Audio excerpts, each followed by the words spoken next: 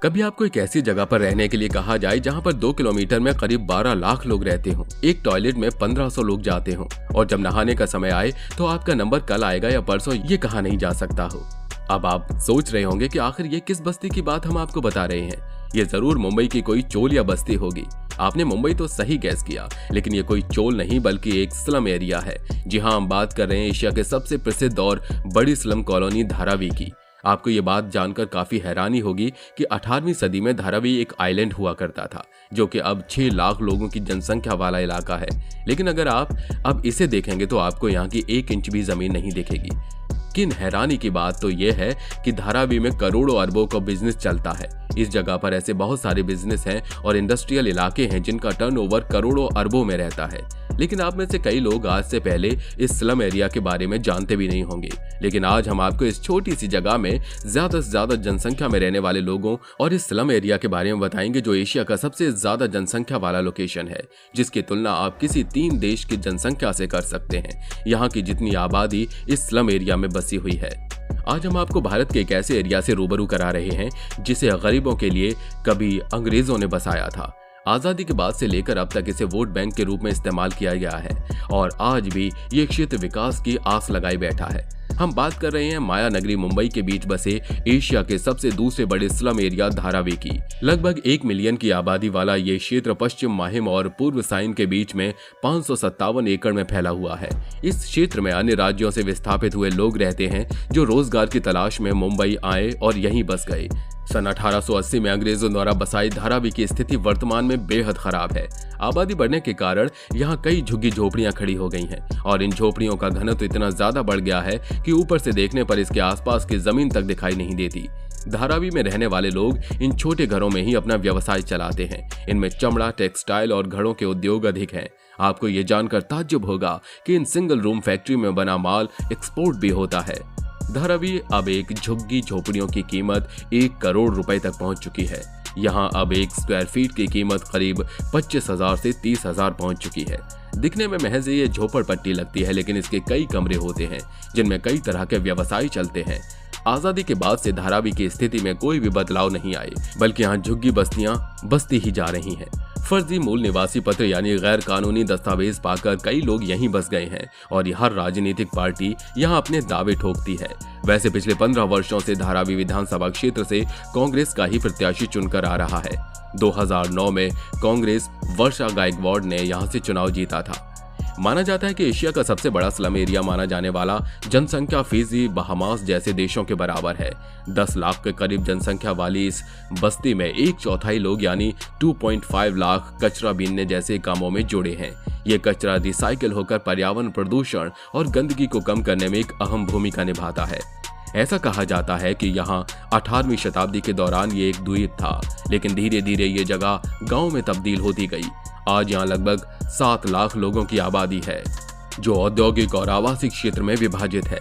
Dharavi 200 hectare यानी 500 एकड़ में फैली हुई है। ऐसा अनुमान है कि धारावी में 69% की साक्षरता दर के साथ भारत के सबसे शिक्षित देशों में आता है। झुग्गी निवासियों द्वारा धारावी के अंदर बनाए गए सामानों में चमड़ा, कपड़ा और मिट्टी के बर्तनों के उत्पाद शामिल हैं। ये छोटे पैमाने के कारखाने ऐसे उत्पाद तैयार करते हैं जो ई-कमर्शियल वेबसाइट्स के माध्यम से विश्व स्तर पर बेचे जाते हैं। यहाँ का कुल रेवेन्यू $1 बिलियन से ज्यादा है। मेक्सिको के नेजा चाल्कोहिट्जा में और कराची के औरंगी की झुग्गियों के बाद धारावी दुनिया का तीसरा सबसे बड़ा स्लम एरिया है। धारावी का क्षेत्रफल 2.1 वर्ग किलोमीटर यानी 520 एकड़ है और लगभग यहाँ 7 लाख की आबादी है। जमीन सरकार की है, जबकि यहाँ की बिल्डिंग लोगों की है। वहीं 2,50,000 लोगों को रोजगार देने के अलावा धारावी में रिसाइकलिंग उद्योग न केवल मुंबई के 21 मिलियन नागरिकों को बल्कि देश और विदेश में भी फेंके गए कचरे को रिसाइकल कर उससे राजस्व उत्पन्न करते हैं। धारावी दुनिया भर में चमड़े के उत्पाद, गहने, कई तरह के सामान और कपड़े से जुड़े सामानों का निर्यात करता है। साथ ही बहुत सारे वर्कशॉप के मालिक अपने व्यवसाय को सफलतापूर्वक चलाने के लिए व्हाट्सएप का उपयोग करते हैं।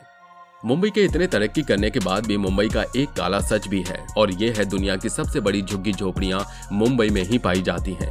इतनी तरक्की के बावजूद मुंबई की कुल जनसंख्या का लगभग 7% 60% अंश गंदी बस्तियों और झुग्गियों में रहते हैं।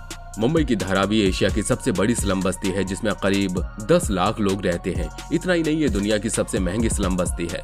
2008 में फॉक्स ने मुंबई को टॉप 10 सिटी टॉप बिलियनियर की लिस्ट में जगह दी थी, जिसमें मुंबई का शहरी इलाका ही नहीं बल्कि झुग्गी बस्तियां भी शामिल हैं। धारावी में एक घर बनाने के लिए लगभग 3 लाख रुपए की जरूरत होती है, जो कि किसी गरीब आदमी के लिए एक बहुत बड़ी रकम है।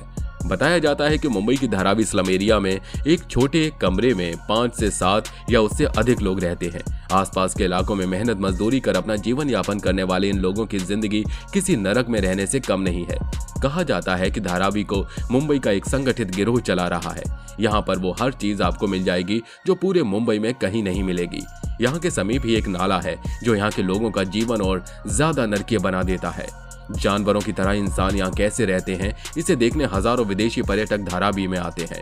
कई विदेशी कंपनियां धारावी घुमाने के लिए खास पैकेज और टूरिस्ट गाइड भी इन विदेशी पर्यटकों को उपलब्ध करा रही हैं।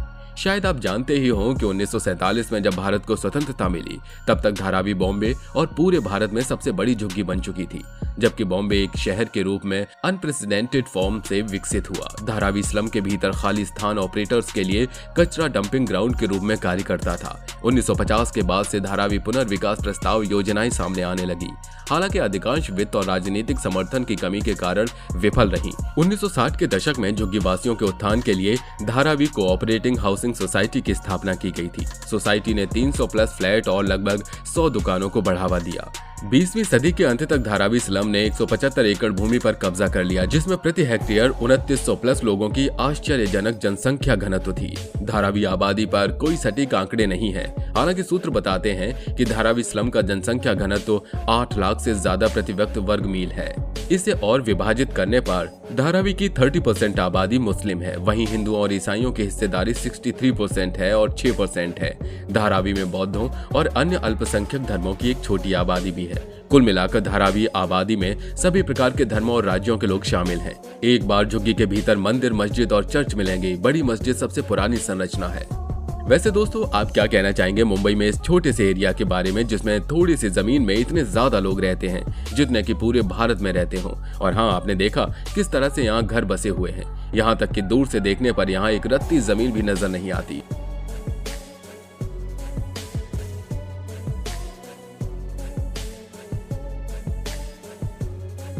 वैसे आप इस पर क्या कहना चाहेंगे, हमें अपनी राय कमेंट में जरूर बताइएगा। तो मिलते हैं अगले वीडियो में, तब तक अपना ध्यान रखिए। और हाँ, ऐसी तमाम इंटरेस्टिंग वीडियोस के लिए आप हमारे चैनल को सब्सक्राइब कर नीचे दिए गए बेल आइकन को प्रेस करना बिल्कुल मत भूलिए। Bye bye.